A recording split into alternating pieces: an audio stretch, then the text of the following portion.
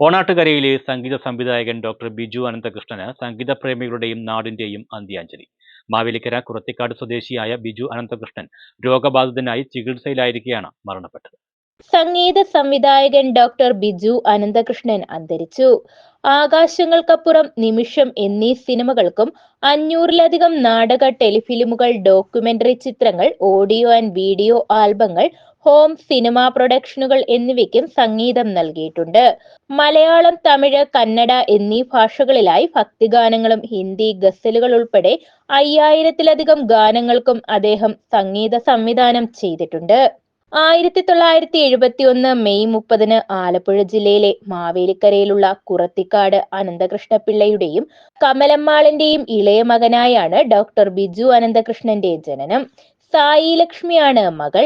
ബിജു അനന്തകൃഷ്ണൻ സംഗീത കുടുംബത്തിൽ നിന്ന് ഉള്ളയാളാണ്. അദ്ദേഹത്തിന്റെ പിതാവ് അനന്തകൃഷ്ണ ഭാഗവതർ ഒരു കർണാടക സംഗീതജ്ഞനും ഹാർമോണിസ്റ്റുമായിരുന്നു. മുത്തച്ഛനായ കുറത്തിക്കാട് പരമേശ്വരൻ പിള്ള ആശാനും മികച്ച സംഗീതജ്ഞനായിരുന്നു. അദ്ദേഹത്തിന്റെ ഇളയ സഹോദരനായിരുന്നു ഓച്ചിറ വേലുക്കുട്ടി. News bureau, Mavelikkara.